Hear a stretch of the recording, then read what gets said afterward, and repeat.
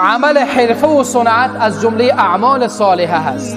اونهایی که حرفه ها و صنعت ها و کارهای مختلف در بین جامعه انجام میدن، آهنگری دارن، نجاری دارن، خیاطی دارن، اینها را میتونیم در کتگوری اعمال صالحه قرار بدیم به شرطی که از مخالف با شرع پاک باشد. و همین موضوع قرآن بیان میکند.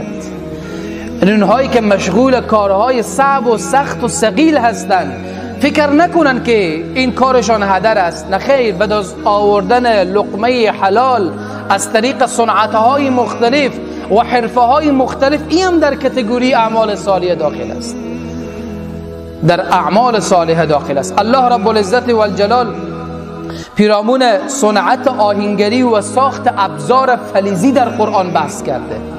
یعنی میخواهم این رو بگویم که قرآن کتابی نیست که ما رو امر کرده باشه به نماز و او کسی که نماز میخواند فکر کند اعمال صالحه فقط همینه. او کسی که داخل دکان مشغول کار هست فکر کنه من به گناه مشغولم. گاهی بعضی از برادران میآیند ضمن از اینکه نماز خود را حتی به جماعت هم میخوانند، میگن ما که مشغول به دنیا و سرگرم دنیا هستیم. انگار این کارشان گناه است و فکر میکنن گناه میکنن و خود گناه را، این کار را بر خود گناه تلقی میکنن. یکی دکانداره، یکی نجاره، یکی خیاطه، یکی فلان و فلان، فکر میکنه این کار دنیوی است. بله، گاه کار دنیوی، نیت و فکر عالی کار دنیوی طور به عبادت تبدیل میکند. اگر منظورت این باشه که از راه حلال لقمه به دست بیاورم، اون برادر عزیز و بزرگواری که با دست خود آهنگری میکند، دستش سیاه به خاطر لقمه حلال، اون دستش قابل بوسیدن هست، به خاطر حرام دست دراز نکرده. اون برادر عزیز ما که نجاری میکند، من به او مژده میدهم که کارت جز اعمال صالحه هست، به شرطی که خدا را فراموش نکنی و نماز و احکام اسلامی را در ضمن کارهایت پیاده بکنی. الله تبارک و تعالی از یک پیامبر در قرآن ذکر کرده که او آهنگری میکرد. یک پیامبر، آیا میشود یک پیامبر کاری بکند که کارهایش بیهوده باشد؟ اما پروردگار عالم از داوود علیه السلام ذکر میکنه. داوود آهنگری میکرد و خداوند داوود را به خاطر این آهنگریش ستایش کرد. این هم جز اعمال صالحه است. الله رب العزت و الجلال میفرماید ولقد آتینا داوود منا فضلا، ما به حضرت داوود فضل دادیم، بزرگی دادیم، نعمتهای فراوانی به حضرت داوود علیه السلام دادیم.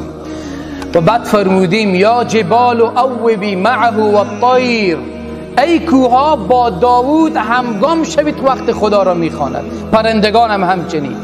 و علنا له الحدید، آهن را به دست داوود علیه السلام نرم کردیم.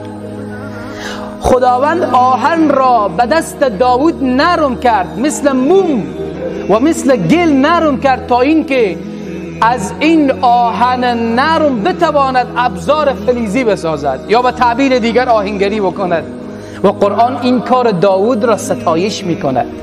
اینها هم جز قرآن هست، ولی متاسفانه کم از طریق منابر به گوش جامعه رسانده شده و گوش و هوش مردم به این تمرکز دارد که فقط نماز عبادت است و بس. نه خیر، پیامبر علیه السلام میفرمایند تمام شب و روز مؤمن و مسلمان به عبادت سپری میشود آنگه که از گناه دور باشد.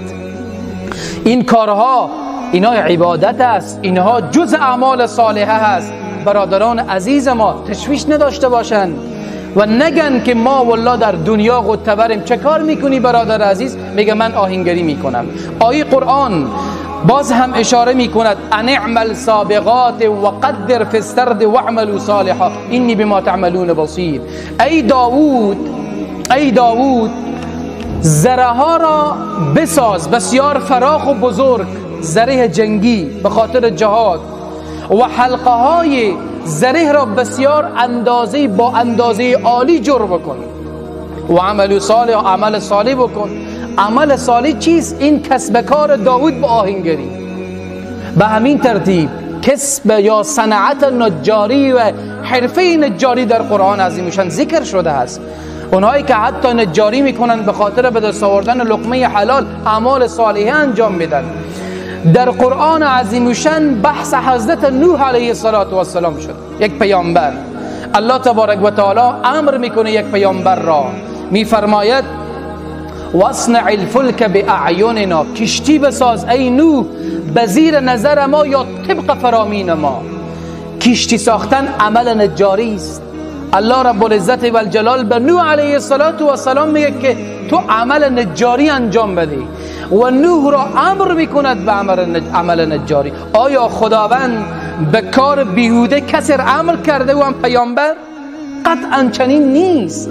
پس اونهایی که نجاری میکنن و مشغول نجاری ها هستن، کارهای نجاری پیش میبرند و این کسبه و این حرفه و این صنعت به خاطر به دست آوردن لقمه حلال، اینم جز اعمال صالحه است به تعبیر قرآن عظیم میشن.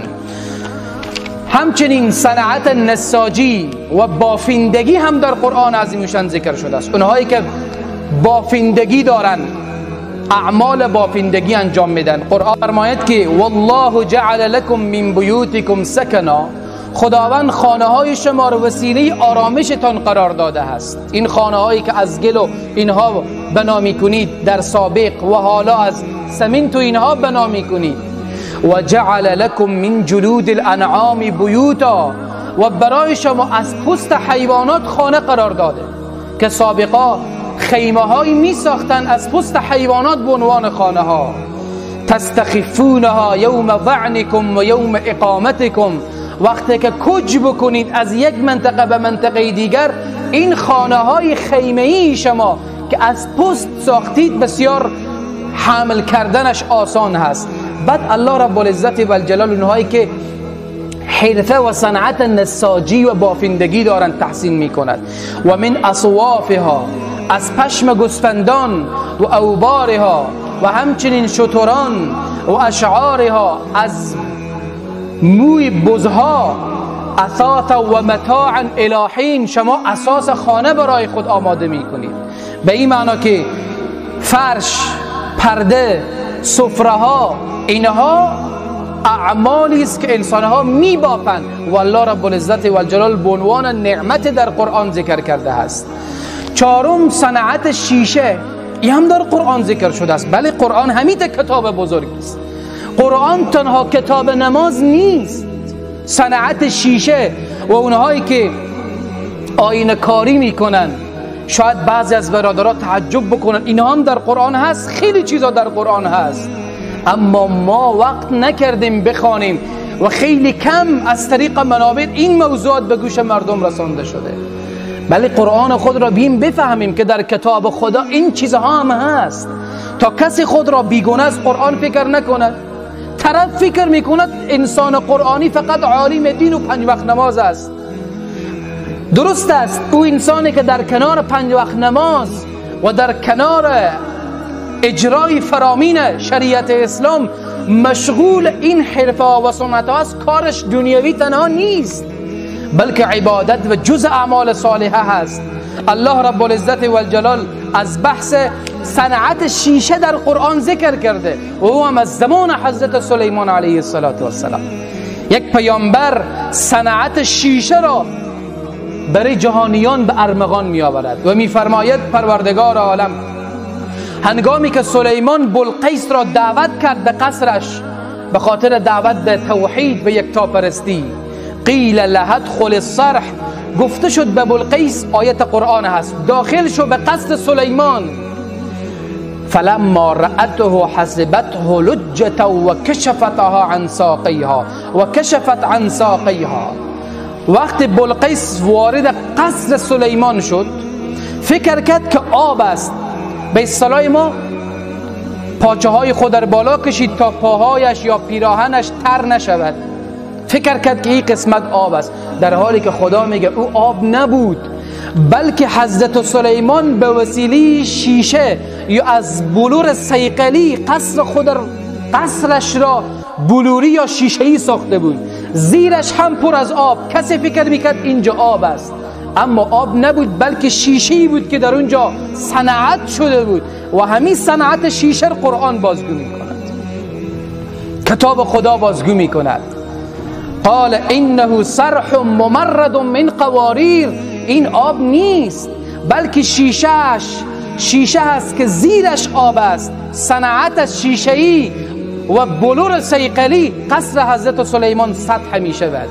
صنعت شیشه هم حتی در قرآن عظیم و شان بحث شده است.